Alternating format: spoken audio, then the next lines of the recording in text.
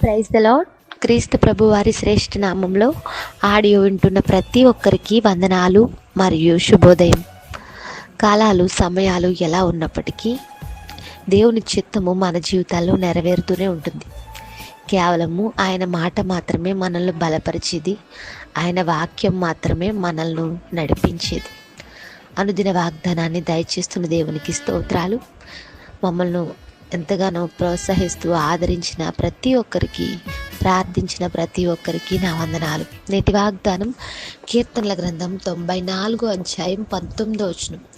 నా అంతరంగమందు విచారములు హెచ్చగా నీ గొప్ప ఆదరణ నా ప్రాణమునకు నెమ్మది కలుగు చేయుచున్నది.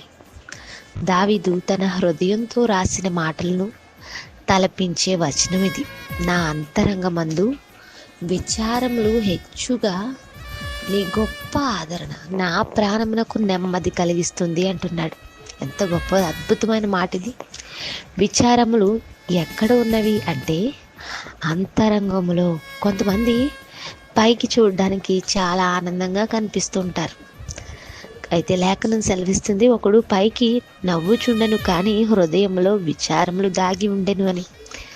10 మందిలో నవ్వుతున్నప్పుడు చాలామంది అనుకుంటుంటారు వీరి జీవితం చాలా సంతోషంగా ఉంది, చాలా నెమ్మది కలిగి ఉన్నారని అనుకుంటారు. కానీ విచారాలు ఎక్కడ ఉంటాయంటే హృదయంలో.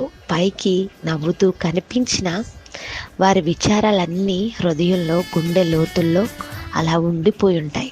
ఒంటరిగా ఉన్నప్పుడు, రాత్రి పడుకునేటప్పుడు ఈ విచారాలన్నీ కూడా ఎంతో కలవరాన్ని, కన్నీళ్లను తెప్పిస్తుంటాయి. ఇప్పుడు ఆనందం కోసం, సంతోషం కోసం లోక సంబంధమైన వ్యసనాలకు, భయంకరమైన ఉచ్చులకు లోనైపోయేవారు కూడా లేకపోలేదు. అయితే నా అంతరంగమందు విచారములు ఎక్కువైపోతున్నప్పుడు నీ గొప్ప ఆదరణ నన్ను నెమ్మదిపరుస్తుంది అంటున్నాడు ఇక్కడ భక్తుడు. దేవునికి ఒక పేరు ఉంది, ఆదరణకర్త. ఆయన మనల్ని ఆదరించువాడు, కృంగి ఉన్న వారిని లేవనెత్తువాడు. ప్రియ సహోదరులారా, ఈరోజు మాకు విచారాలు లేవు అనేవారు ఎవరు లేరు. కానీ ఎవరి జీవితంలో ఏ విచారం ఉన్నా, ఏ హృదయాంతరంగంలో ఏ విచారం ఉన్నప్పటికీ దేవుడు మన ప్రాణానికి నెమ్మదిస్తానని ఈరోజు వాగ్దానం చేస్తున్నాడు. నెమ్మది పొందడానికి ఇన్నాళ్ళు రకరకాల కారణాలను వెతికావేమో. దేవుని సన్నిధిలో మోకరించి ప్రార్థించి చూసినప్పుడు ఆయన ద్వారా ఆదరణ మాత్రమే కాదు, ప్రాణానికి నెమ్మది కూడా దొరుకుతుందని నేటి లేఖనం సెలవిస్తుంది. ఆయన ఆదరణకర్త. అనేక మందిని పరిశుద్ధ గ్రంథంలో ఆదరించి తన మహిమార్థం నిలబెట్టుకున్నాడు. ఈరోజు మన బ్రతుకుల్లో ఉండే ప్రతి విచారాన్ని తొలగించి ఆదరించు వాడై ఉన్నాడు. విచారాలతో ఇంతవరకు కృంగిపోయింది చాలు. మన ప్రభువును మన హృదయాల్లోనికి ఆహ్వానిద్దాం. గొప్ప ఆదరణ, నెమ్మదిని తప్పకుండా పొందుతాం.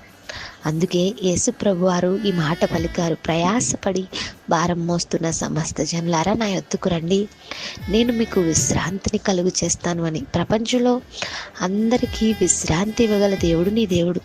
బహుశా మన భారాలను బట్టి నెమ్మది లేదు, విశ్రాంతి లేదు అని మనం అనుకోవచ్చు. కానీ మన ప్రభువు గొప్ప ఆదరణ, ప్రాణాలకు నెమ్మది ఇచ్చేవాడై ఉన్నాడు. మన జీవితాలకు విశ్రాంతినిస్తానంటున్నాడు. ఇలాంటి దేవుణ్ణి కలిగి ఉన్న మనము ఎంతో ధన్యులము. ఈరోజంతా ఈ వాగ్దానాన్ని ఆధారంగా చేసుకుని ప్రార్థించండి. ఆయన ఆదరించువాడు, అంతరంగానికి నెమ్మదినిచ్చినవాడు. ప్రార్థన. ప్రేమగల మా తండ్రి, మాతో మాట్లాడిన మాటలు బట్టి స్తోత్రాలు. మా ప్రియులను, మా అమ్మలను ఈ మాటల ద్వారా ఆదరించండి, బలపరచండి.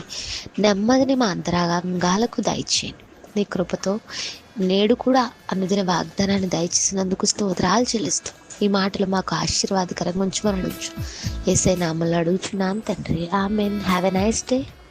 God bless us. Thank you all.